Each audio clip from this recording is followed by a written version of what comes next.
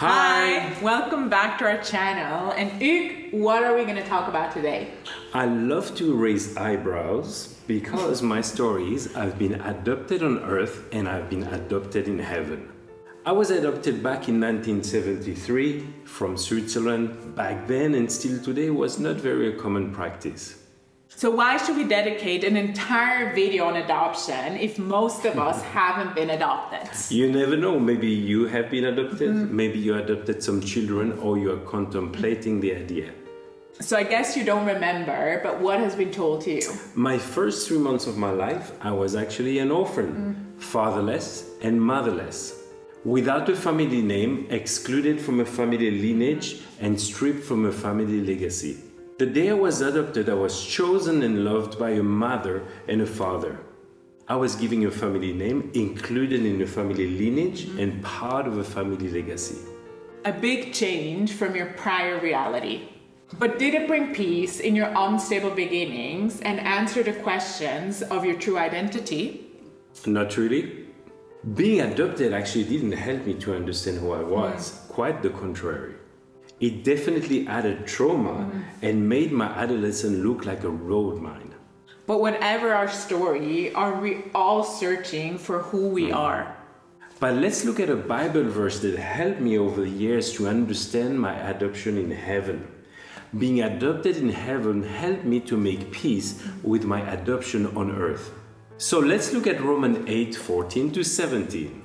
Where it's written, "For all who are led by the Spirit of God are sons of God. For you did not receive the spirit of slavery to fall back into fear, but you have to receive the spirit of adoption as sons by whom we cry, Abba, Father. The Spirit Himself bears witness with our spirit that we are children of God.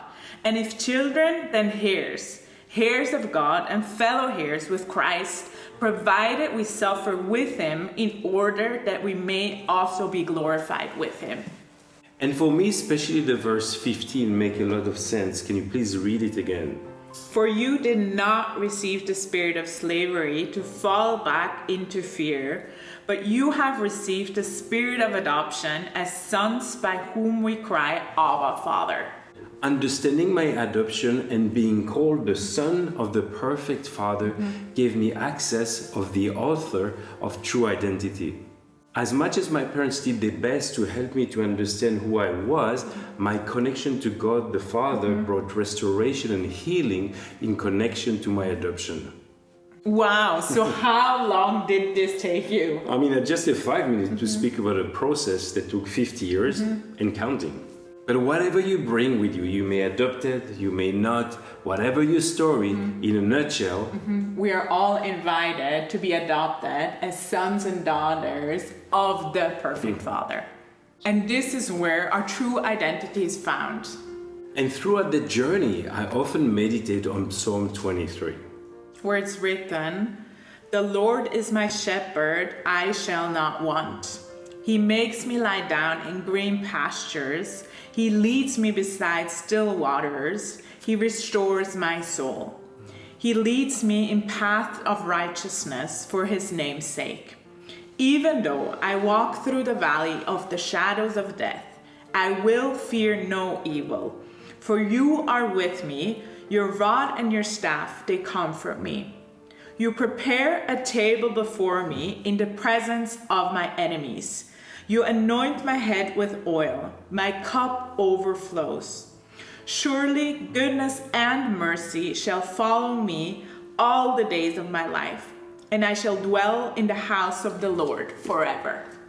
And maybe today you don't relate to the reading of that psalm, or you don't feel like your son or daughter. So we encourage you to spend some time in your quiet place and meditate on Psalm 23. Because it's a powerful chapter.